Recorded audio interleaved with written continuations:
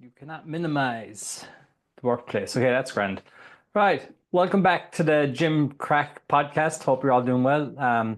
Apologies, I'm trying to play around with Zoom and record it. But yeah, I hope you've all been doing well. This week I am going to talk to you about the world of Hyrox.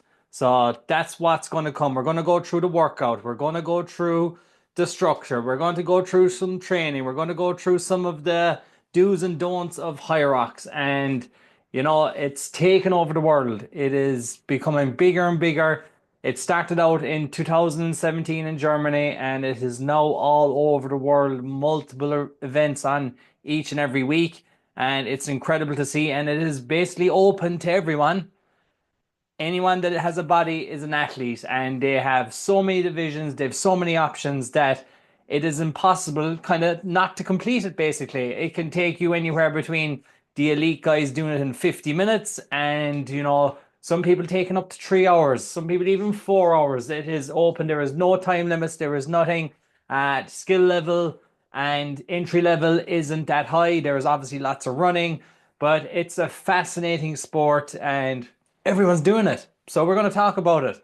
But before we get into the swing of things, obviously, I'd just like to say a big thank you to everyone that has reached out this week, that has looked to take on. I didn't really expect anyone to try and come and do 100 days of no social media with me. I am 7 days in almost, and it's been great. But I am missing out on things. When I say I'm missing out on things, I'm also benefiting myself though. Like the thing I miss most, I suppose, is the fact that Hurdy's Backyard Ultra was on yesterday, and I couldn't check the results on Facebook, so I had to get my girlfriend to send me the results as they were coming in, as to who was where and people that I know. If you don't know what Hurdy's Backyard Ultra is, it's a backyard ultra where you have to run 6.7 kilometers every hour on the hour. Big shout out to Mark Gagan. I think 19 or 20 hours. Daz was back for a bit. A good friend of mine, zero training, did 10 laps or something like that. So that was 60 kilometers. Big Kev is out there. He ran 44 hours, 44 laps before, but he's a big event coming up. So I'm sure he was using it as a train and run. And it's good to see lots of new people giving it a go. There was something like 500 people at the start line, and they're still going strong. Today it's Saturday evening, so they're about 48 hours in. Hopefully, I'll have a bit more, see a bit more, get a couple more results on that. But it's a fascinating sport. I love it. It's just mental torture. But that's been on this week, but it's been good because obviously when you give up something, you got to give something else to replace it. And I've been doing a lot more mobility this week. I downloaded the app Playability. Not getting any kickbacks if you decide to download it, but there's a 7 day free trial. And I've been doing that 20 minutes a day. And every time I feel like that I want to go on social media, I actually just cut back and let me see. I didn't press record and do the thing. I did. Sorry. And then what was it? Oh yeah, when you cut back on something, I introduced mobility. And that was kind of one of the things that I wanted to really improve, was the fact that, I don't actually do enough mobility, but if I need to reintroduce something, that was always going to be it. And yeah, and from last week's episode, a couple of people reached out about doing the social media challenge. I sent them the link or sent them that 100-day tracker. If there's anyone else interested, please let me know. No, I wouldn't expect anyone to try and do 100 days with me, but if you want to try and do, maybe you say to yourself, I'm going to cut it out 3 days a week, and you're going to use the habit tracker sheet to do that, then by all means, please reach out. Email me at adrianallencoaching at gmail.com, and yeah, I will send it to you. And that way we can keep in touch and keep each other accountable. So, today, my friends, we are going to talk about the world of Hyrox events. If you've done it, fair play to you. The truth is, I have not done a Hyrox event yet. So I'm in my Hyrox era. I will give you my excuse. Last year I did an Ironman, and it was about September when it came to Perth. And I was training for it. I was doing my bit. I was obviously always running, so running was okay. but then you obviously have the 8 stations, which we'll go through. And I was training for it, and I did a couple of simulations. And simulation is where you actually kind of do the event in a gym and you see how it goes. And the God's honest truth, I was absolutely cooked after doing some of these events. I was like, there's no way I can train for a Hyrox in September and then do an Ironman as well in December. So there was like September, October, November. There's about 10 weeks between the two events. But I was like, I can't. I'm spinning too many plates here. The Ironman is more important. It's cost me $1,200. It's cost me a year of training. It's cost me about 10 grand in equipment. I need to focus. So I pushed the Hyrox to the side, but I was there on the day of the event to see people go through it. And truthfully, like the fucking effort that people make and like the buzz, you seriously need to like not you need to go there to see it for yourself, but you also need to like if you are in that event is to not go in there too early because you'd be absolutely drained before you actually get into it. So I'm going to talk about Hyrox. I'm going to talk about what I've learned from it. Not so much learned because I haven't done the race, so I feel like a bit of an intruder here. But I hope you can actually understand that I'm trying to just give you advice and just like, talk about it, educate people. And if it's your first time, then great. If you've done it before, maybe, you might have more experience than me. That is great. But we're just here to talk about it, open, honest conversation, have a bit of crack, and, talk about some of the things that are going to be easier for people and what's not going to be easier, and maybe like some of the movements, what some of the stronger people will be better at, and some of the not so stronger people might be better at the burpees. If you're strong, you might be better at the sled, but everyone's got to run the kilometer in between each one. So let's go back to the start and where Hyrox originated, basically. So Hyrox started in Germany, 2017, my friends, and it was set up by two gentlemen, and it's now run in about, I'd say, 20 different countries around the world, or 30 different cities, sorry, around the world, and it's growing and it's growing and it's growing. Now with no finishing time or restrictions, there's no qualifications required to enter. You just sign up, you pay, what is it at the moment? It's about 120 euros, $200, I think, to sign up for whatever event you want. And if you want to do singles event, singles male and female, like obviously you can only sign up for one of them, but you can also do the doubles, or you can do the mixed doubles, and you can do relays, but you have to pay a separate entry for each and every one of those. So it does add up if you do 2 events or 3 events over the weekend. But it's a race that you can run it at your own pace. There's loads of people there to support you.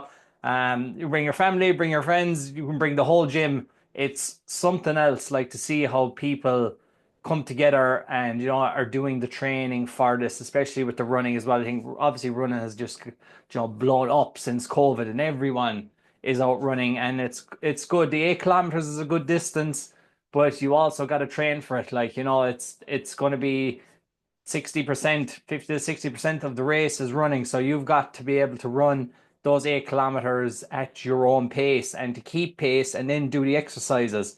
But like not only that, the structure of Hyrox, it eliminates any generic fear of coming last. The Hyrox race starts in waves. People are left out every 10 minutes. They could be an elite, well, not the elite 15, the elite 15 go on their own at a separate time of day, but you could be in a heat where, you could have a girl that's completing Hyrox in under an hour, and you could have someone that's competing it in an hour or in 3 hours. So you don't really know who's going to be in your group, but there is the Elite 15 that's come together as well, where they take the 15 best athletes in the male division and the 15 best athletes in the female division, and they race them around the world. And I think you have to do four. They have to do 4 events or in the year, and their top 2 times are taken, something to that effect. There's so many pros and cons, or so many kind of options that it's thrown up that like it's near impossible to go through it all with you. But we're going to have a good go at it anyway, and we're going to have a bit of crack. So I guess we'll start with the Hyrox workout. And for some of you that already know that the Hyrox workout is basically, it is 8 kilometers of running and it is 8 stations. So You start off with your 1 kilometer run, and then you're going to go into a 1 kilometer ski erg. No, 1 kilometer, 1,000 meters. When we go through I'll go through obviously some of the weights, but I'm not going to go through it all because it's just going to be me firing numbers at you and it's just going to get very confusing. But we'll just talk through the stations, we'll talk through a bit of running, and we'll talk through what kind of targets you should probably be aiming or trying to set yourself. So when you start off with your 1 kilometer run, let's start with the run first of all and kind of understand what it is you would like to achieve when you're in the running portion of Hyrox. So it's basically if you know your 10 kilometer PB time. So if you have a 10 kilometer time of about 55 minutes, then you have a kilometer or your 10K time is 55 minutes. That means that your average pace is about 5:30 per kilometer.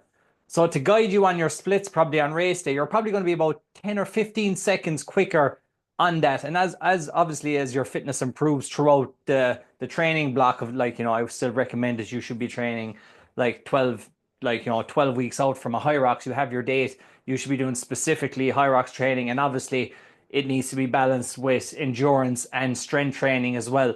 And that is the key to Hyrox. Is like you've got to be fast, you've got to be strong, and you've got to be mobile.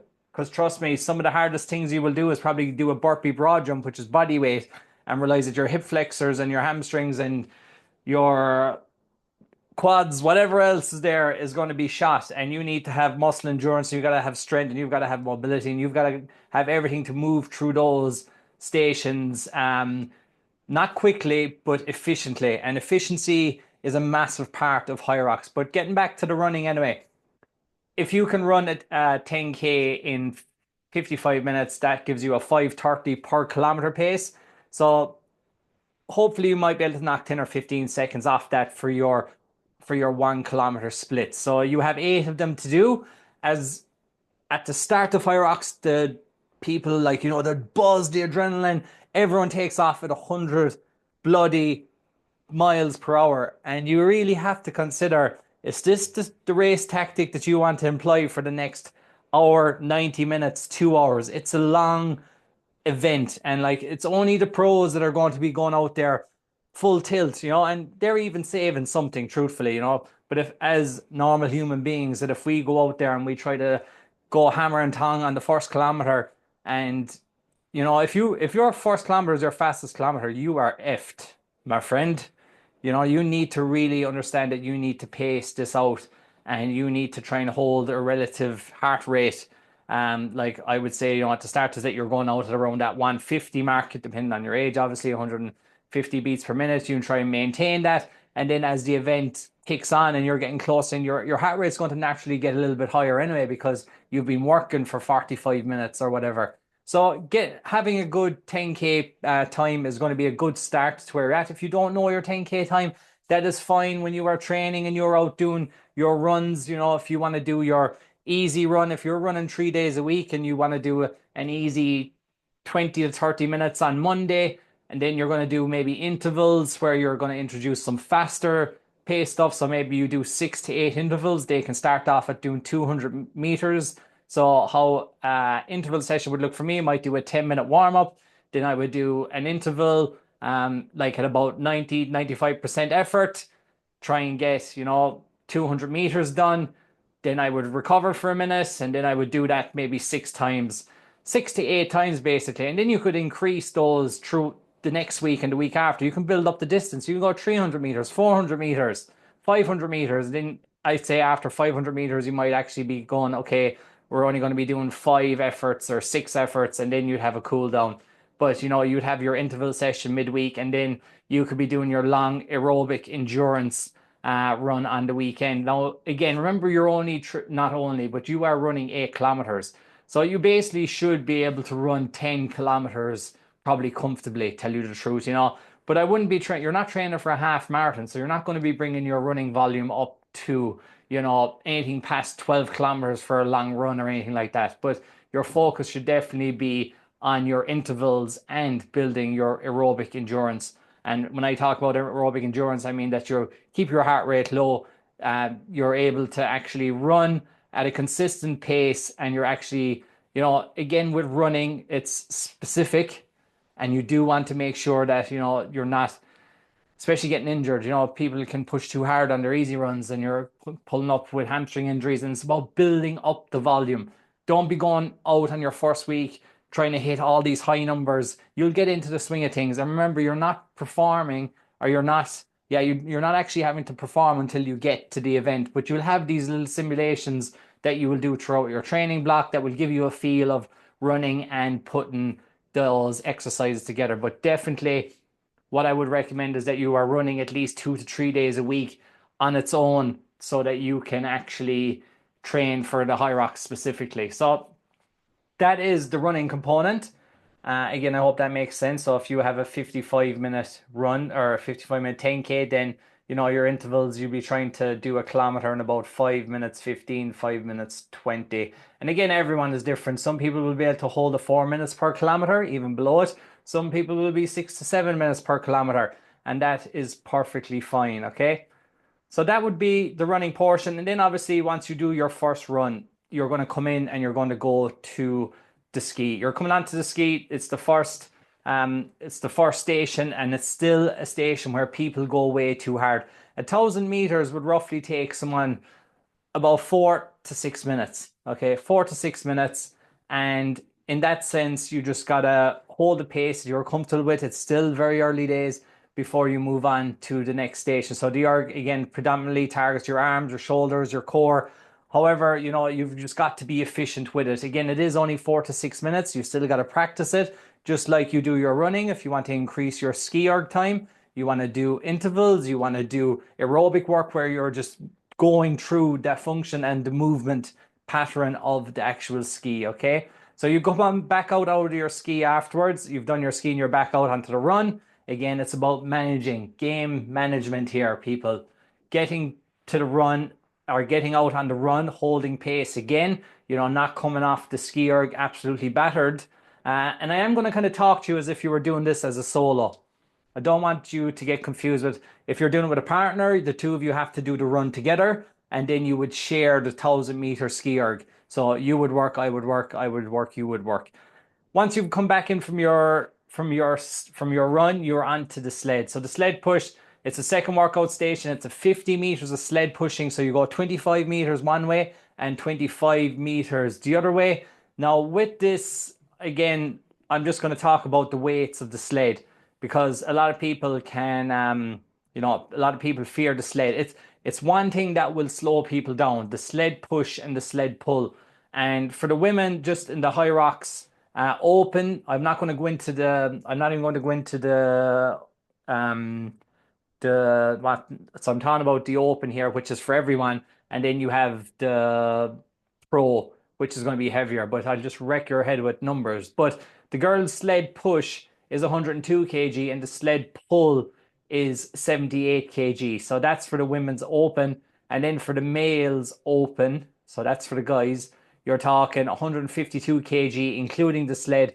And then you're talking 103 kg, including the sled for when you actually, for when you are sled pulling. Okay, so there are the two weights. But you, again, with the sled, it's the one station that if you come unprepared for, it's going to break you, basically, because you'll see most people will break up the sled push, especially solos. You go sled push, you break down, and then you stop, and then you go again, and you try and get your 225-meter lengths done. You're back out for the run, you're into the sled pull. Now with the sled pull, you're going to end up using your glutes, your back, your biceps, your entire trunk for that station.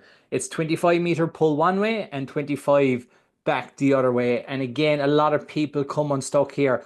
I was looking at the numbers, and the sled pull is the one station where you will spend most of your time. Most people spend most of their time on the sled pull. Okay, so some people 6, 7, 8 minutes. Some people completely break down. Even when people go to the pro level, like there's a big difference between pulling the sled in the open versus pulling the sled on the pro. So you've got to be mindful that you see the technique. Not everyone is doing the overarm technique. It's more so holding onto the rope, walking it back. So it's basically a sled pull with your legs, more so than people trying to go overhand grip. You do your kilometer run, and then you're into your burpee broad jump. So once you get to the burpee broad jump, it's 80 meters of a distance. Again, this is the one station I actually would fear the most because you are actually your heart rate's going to be driven through the roof. If you're a big guy or girl, it's going to be one of the harder exercises throughout the day. That's for sure. 80 meters. And the plyometric jump even adds more to it. Like a burpee's bad enough, but then when you're jumping, it is going to take a lot more out of you. So it's the fourth station. It's a full body workout. You either love it or you hate it at the same time. And it's definitely hard. And it's even the step up. Like, if you have tight hamstrings, if you like tight hip flexors, once you do the push up and then you step up to do your broad jump, you can really find yourself in a lot of trouble. And it is the one station that I am actually practicing a lot more now than probably anything because it's like you're going to be halfway through the workout and you get to burpees and you're going to be like, shit, this is going to suck big time. So it is definitely something that needs a lot of attention. And I practice a lot of these exercises in isolation. I don't do them under fatigue all the time. Try and do like maybe some like 4 minutes of each exercise and just like feel the movement pattern. I would be keeping my heart rate basically around zone 2, so that's like 120 to 140, and I would just be practicing the movement standards in isolation. So you get better at them and you get more comfortable. Like, because there's nothing worse than going, okay, I have to do 80 meters of burpee broad jump. And now I'm going to actually just try and do the 80 meters as fast as possible. Like, you'll be found dead. It's like if I told you to go out running, you'd never run before, and I tell you, okay, we're going to do a 1 kilometer run. And I'm going to say I'm going to put no pressure on you. There's nothing to do with time. You can do it. Whatever way you want to do it, and you decide to go out there and try and run it as fast as possible, it is going to absolutely suck. Technique breaks down, heart rate through the roof, going to feel like absolute shit. So when you get to the burpees or you're practicing burpees, then actually practice it in isolation and make it easy for yourself so you actually enjoy doing that exercise. Once you've done your 80 meters, you're back out in the run and you're into your 1,000-meter row. Again, the row, just like the ski erg, you're on the erg and you're roughly again going to take you probably 4 to 6 minutes to do a row. Guys are going to be a lot stronger on the road than girls, but it's the same distance for everyone. It's station number 5, and again, you've got to manage that distance. You're roughly talking, like I said, the guys are going to be stronger on it. They can be coming around 4 to 5 minutes. Girls, 1,000-meter row, possibly, 5 to 6 minutes. And some people, before will go under that, or some people will go over it.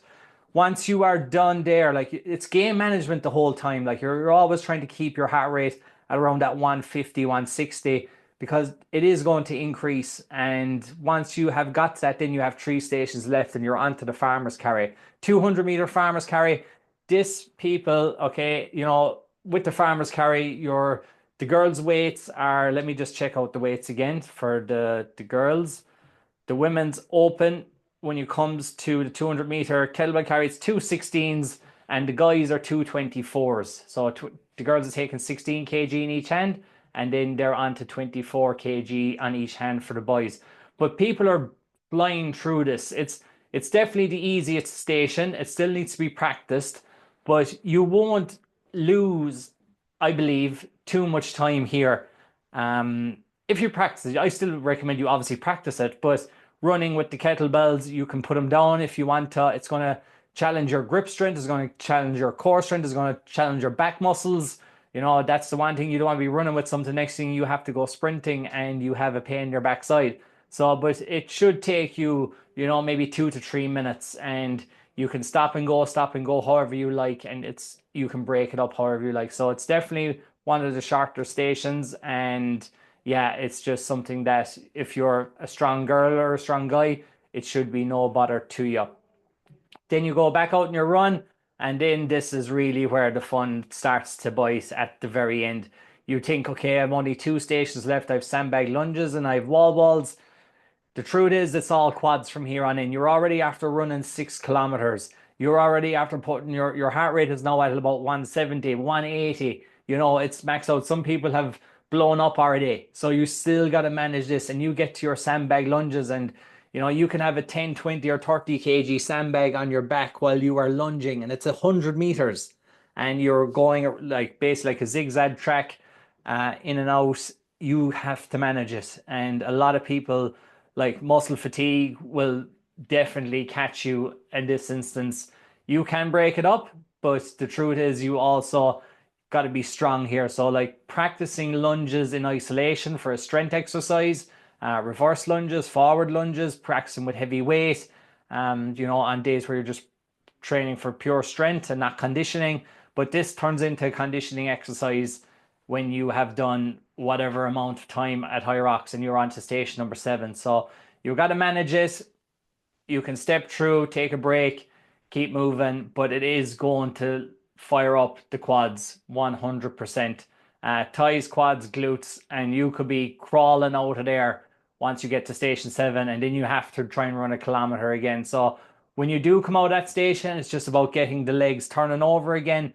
Get the lactic acid hopefully starts to flush out of the legs pretty fast. If you have trained, if you haven't been training, you're going to be in a world of pain. I can put it that way to you. And you just got to manage that as well. So practicing in isolation for conditioning and practicing it in isolation for strength exercise, barbell, whatever, however it might look for you during a strength program for Hyrox. It wants to be specific to the same movement patterns that you're actually doing. You do your 1 kilometer run, and then you are into the 100 wall balls. 100 wall balls. People are doing this unbroken in about 3.5 minutes. Crazy. But again, it's an exercise that if you have piss poor ankle mobility, like I do, if you have piss poor front rack mobility, like if your chest is up, imagine you're actually trying to practice a barbell front squats where you have to keep your arms in the front rack position and your elbows up and you're trying to squat. Lack of mobility here is what catches people. The wall balls gets a bad rap due to the fact that people don't get depth in the wall ball. That's just plainly due to mobility. You'll see the judges now pulling chairs under people's butts to get them to see, can they count? Can they actually get depth? A lot of people can't. That's the truth, because a lot of people lack the mobility to get down that low. Some people, if you can see a girl or a guy squatting below parallel and chest is upright and they're well able to hold on to that ball, the balls are a lot lighter than they are in CrossFit. So, breaking up the wall balls, sets of 20s, 20 in rest, but it is the last station and there is no running after that station. You are finished. So they are your exercises again. So just a recap: ski erg 1,000 meters, sled push, sled pull, burpee broad jump, rower, farmer's carry, sandbag lunges, and wall ball, and you have your run in between. So again, like that, you need to manage it to the best of your ability, keeping the heart rate at about 160, like around 150, 160 throughout the event, and then being able to finish strong at the end. But if you start to hit 90, 95% VO2 max kind of end of things once you start your Hyrox, you're going to be in a lot of trouble getting to the end of that station or to getting to the end of that event. But it is more than possible for most people. So a lot of the things that you would see, the 3 biggest mistakes that people are making. Okay, don't start too fast. Like, I could be blue in the face from saying it, but you really want to go out at a controlled pace. We see it over and over again. People running their personal best on their first kilometer, pushing hard through the ski ergs. Like, who wouldn't? It's like the energy is massive, the excitement in the venue, music, friends, family cheer, and like, let's go. Like, but however, it is an endurance event. Okay, it is an endurance event, and it basically could be compared to like a half marathon, because you've got to pace the half marathon. Half marathon taking some people, an hour and a half to 2 hours. Hyrox will be pretty much the same for a lot of people that are going solo. So you do have to manage that. Next up, it's again resting, eating, rest, eat, and hydrate. You have got to. Some of the pros probably won't take anything on, but for someone like you or me, then if we are looking at the nutrition side of it, what we're eating, you still want to think about how you're going to maybe carb load the day before. Now, you don't have to carb load like you do for Ironman or anything. You don't need 10 to 12 grams per kg of body weight, but they've seen some people recently, some good sports nutrition coaches, and they're recommending that you consume 6 to 8 grams of carbohydrates the day before your actual event, due to the fact that 6 to 8 grams. So for me, say at 80 kg, 6 eighths 48, that's 480 minimum grams of carbs the day before, and the high end would be 640 grams. So 6 to 8 grams of carbohydrates per kg of body weight. If you're 70 kg, it's 6 by 70 and 8 by 70, and you get the average kind of. And you can eat that the day before, or some people might even go 2 days beforehand. And then during the day of the event, you just have a high carbohydrate meal 2 hours, 2 to 4 hours beforehand, and then maybe you might have um something like Gatorade or something, which will give you 30 grams of carbohydrates. And again, it is a form of hydration just before the actual event starts, so that you are full, your glycogen levels are full as you go into the event, and it is, you're not actually going to bonk, and you'll have the energy because it's sustained effort, it's high energy, it's high heart rate. Bit, Predominantly you're going to be burning carbohydrates unless you do this at zone 2 and it takes you 3 hours. You know what I mean? But if you are physically fit and you're pushing the boundaries and you're pushing the limits of your full potential, then nutrition will play a massive part in it. A lot of people will not do it. Trust me. They'll think Hyrox is only for an hour and a half. Um, you will soon realize when you start implementing nutrition, sports performance nutrition into your routine through training, how much it will actually impact your performance throughout that event and through your training. You've got to recover from the training, people. Like, you're doing, say, if you did a 12-week Hyrox block, and you're doing those simulations, you need to be practicing the day before that, and you need to be practicing the day of the simulation, which might be 6 weeks or 10 weeks before you actually do a Hyrox. But you've got to practice all these things before you go to the event as well. Another thing that I seen was the day that I went down there, the energy that's there is humongous, and people going in there at early on in the morning, especially if it's your first Hyrox, going in there way too early. Like, and I know you're going to support people, but the energy that takes from you is humongous. You nearly see people falling asleep at 5 o'clock in the evening, because that's the time that their actually event starts. Some people are starting at 8, 9 o'clock in the morning, whereas some people are starting at 5 o'clock in the evening, and their energy is drained by the time they get to start. So don't make the mistake of going in there for the day, especially if you're racing later in the day. And like, some people, some places, these events are run over 3 days. In Perth, it's only one day at the moment. Like, they're all over Europe as we speak right now. But it's definitely something to be wary of, that when you go to these events, that you do not actually go in too early, or you could really mess up your actual performance due to the fact that you're now tired, fatigued, your energy's low.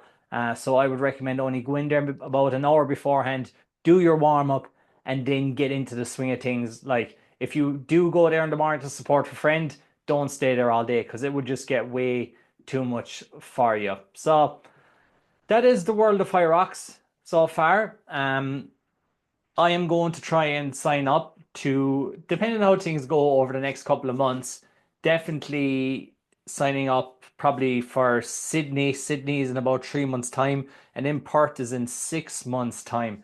And I'm actually working the week of, my roster has me down working the week of the Perth Hyrox, but it's definitely something I want to do.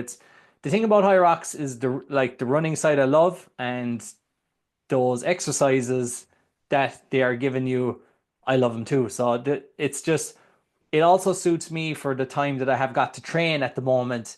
That, you could do 30-minute sessions in the gym. You could do your strength session.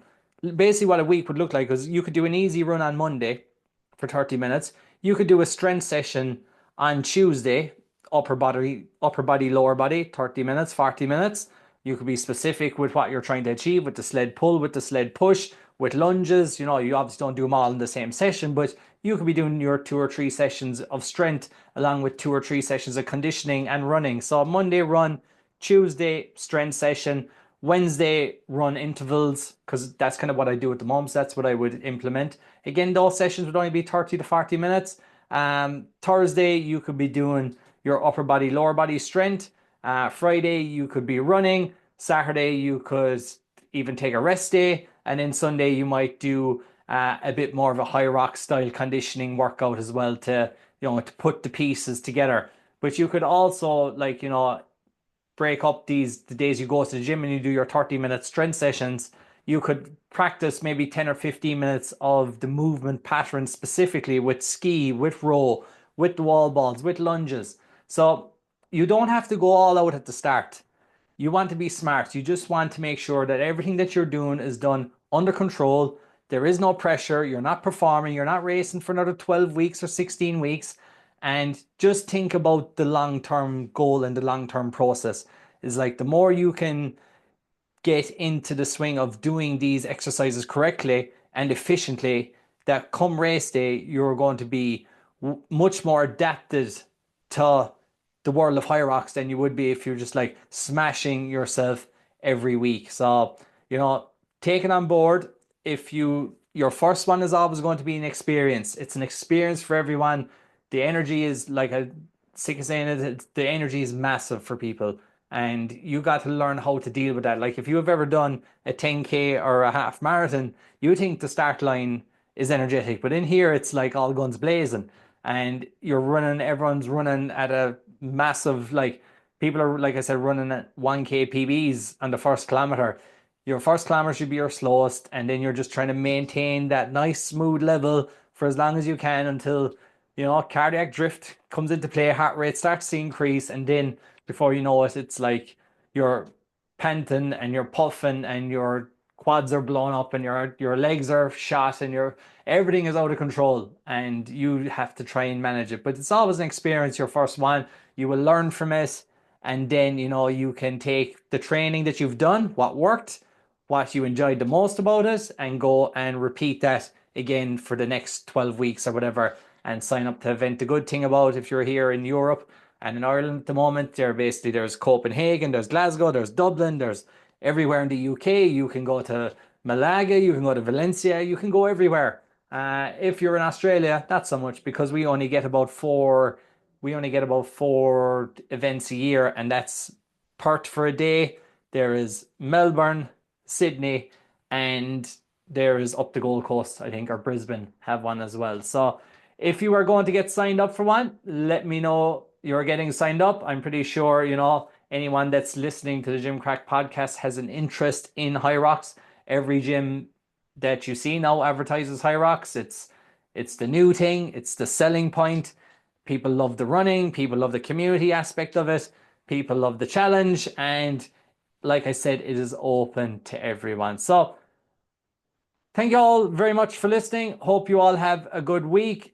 Stay tuned for where I will have plenty more guests coming right up. And yeah, might even have a change in location in the next week. So thank you all for listening, and I appreciate all the messages that I do get from people that just reach out and general chat. Feel free to email me at adrianallencoaching.com. Again, guys, I'm here to help. Anytime you have a question, if there's anything I can help with, please reach out and ask. If you enjoyed this episode, if you enjoy any of the episodes that I've done so far, please like, share if you want. I'm off social media, so I can't reshare any of your stuff, but you can leave a 5-star review, or you can just leave a comment to say you listened and you liked it, and I'm more than happy with that. So take care, people. Thank you very much, and I will talk to you all again very, very soon. Take care. Bye-bye.